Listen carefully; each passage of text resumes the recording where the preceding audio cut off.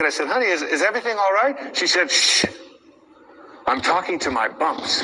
And I left the room and I came into my wife in the other bedroom. I said, honey, you're not going to believe this, but Sage is in there talking to her bumps. Isn't that great? The next night we did the same thing. That was the second night. The third night, the same thing. Now that was Thursday. On Friday, this happened on Monday. On Friday, as God is my witness, on television, every single one of those bumps was gone and has never reappeared since.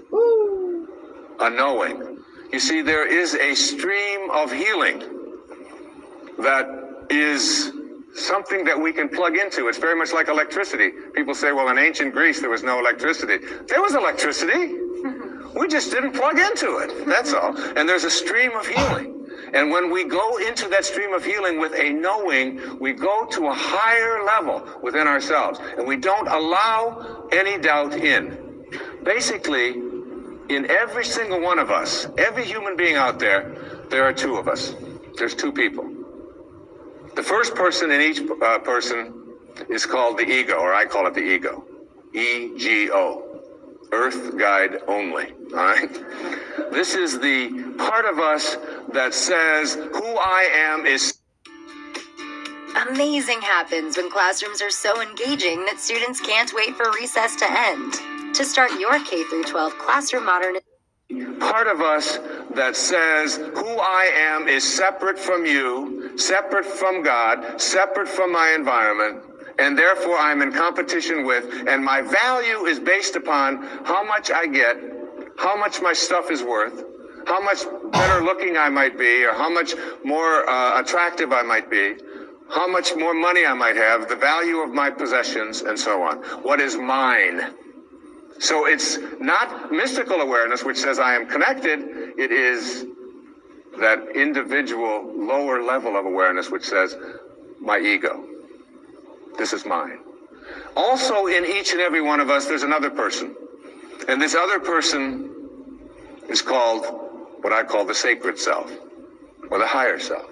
And this sacred or higher self really doesn't care how much you get.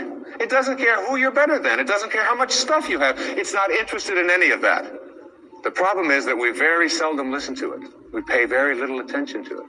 This higher or sacred part of us wants only one thing. It wants us to be at peace. At peace. Whatever choice you make in every interaction you have, make the choice to be at peace, your sacred or higher self says. Whereas your ego says, oh, no. It's much more important to be right. And so we find people in relationships struggling a lot. And one of the things that they struggle about is who's right and who's wrong. Most of the fights that you have in your relationships really basically, oftentimes you forget the details. But it's basically about who's right and who's wrong. So that if you want to have your higher or your sacred part of you ruling in your life, I suggest this to you. Practice being kind rather than right. When you have the choice, and you have the choice in your relationships with your spouse and your ex-spouse, with your parents, with your grandparents, with your in-laws, with strangers on the freeway, with flight attendants, with waiters, with whomever you interact, if you can just subdue this ego part of you which says, it's important for me to be right, which will introduce you to stress and anxiety and fear and so much of the stuff that I talked about earlier. And instead say, how can I suspend this part of me and allow the part of me that wants to be at peace, that wants to be happy, that wants to be fulfilled. And if I said to you, I'm going to give you a magic wand, and with this magic wand, I'm going to allow you to just wave it and get anything that you want. Whatever you want. You can have this car, you can have these nice clothes over here, you can have this home, whatever it is. Or I said to you, in lieu of that, I'm going to give you another wand, and you can wave this, and for every moment for the rest of your life, you'll be at peace. Whatever comes along, you'll be able to choose peace. And basically, we know that we're only here for a very short time. And being able to choose peace, which is what the sacred part of you begs you, the higher self. Once you get that, you begin to shift away, and you stop telling yourself that the people who are close to me in relationship with me are the people who don't belong there. I remember my wife and I, we often talk about this, and we've been together a long time. We've had many children together, and we have a very wonderful, loving relationship. Thank you. But we'd often, and one time I said to her, or she said to me, you know, we love each other, but this doesn't sound like love. Sometimes the way we talk to each other doesn't sound like love. Let's practice with each other, being kind rather than being right. And it was transformative that when we had that walk, and doing that with your children, and doing that with a waiter. I mean, a waiter who comes to you and is like, you know, hassled and frazzled and has been busy and all of that, and your ego says, wait a minute, I'm here and I'm important, and I have a right to be served, and I have a right to be served now. That's the ego part of you. If you can suspend that and say, you know, you are a lucky man tonight. You got somebody who's stealing from his sacred self. And I understand. And you take your time, and you come to me, and you bring it at your convenience, whenever you can. I'm willing to suspend my... And you know what? You'll get served so fast, and with such gratitude, just for being kind, if you practice it. Every single one of us are in relationship. Whether it's with our husbands and wives, with our ex-husbands and wives, with our children, our grandchildren, whether it's with people we drive along the freeway next to, whether it's with waiters and waitresses or baggage handlers or flight attendants or people that we are in line to get into the movie. We're all in relationships, and we interact with each other all the time. And probably the best lesson that I've ever learned in my life about how to be in a relationship in a way which is powerful and happy and fulfilling is to remember this sentence. When you have a choice, and you always do, to be right or to be kind, start picking kind. The ego part of us wants to be right. How dare you not serve me as fast as I think I deserve to be served? How dare you say something to me? And immediately we want to make that other person wrong and make ourselves right. But there's a part of each one of us that wants to be happy, wants to be at peace.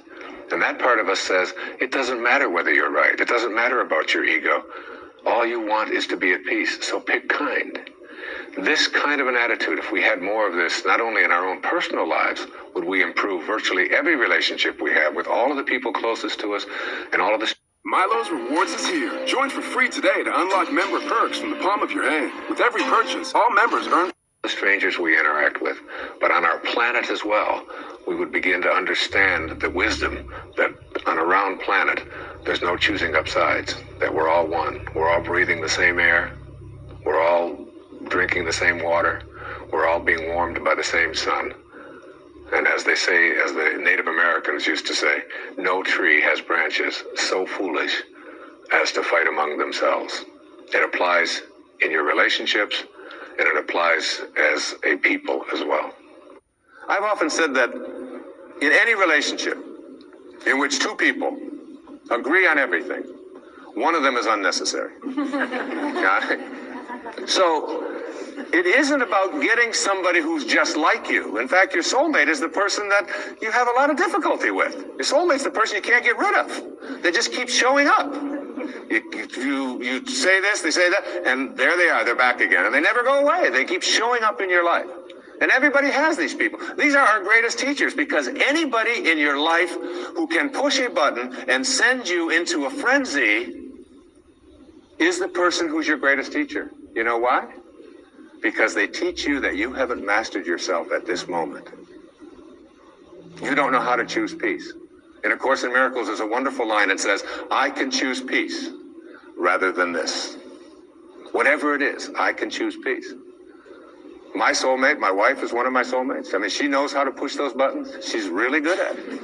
And she's one of my greatest teachers. I remember saying to her one time, honey, do you love me for who I am or for what I've been able to do for you? I just want to, she said, that you call yourself a spiritual person? I can't believe you would even ask a question like that. She said, I don't love you for what you can buy for me or what success that you've had or where you are in any bestseller list. I love you for who you are. And I will always love you. I said, well, I was just asking. I said, what if I was just Joe Sixpack? You know, and I was just bringing home, you know, a meager salary and so on. She said, I will always love you for who you are. She said, I would miss you. But I would always love you. She knows. She's got that. And all of us have soulmates. My daughter Serena, who's just turned 13, my teeny bopper.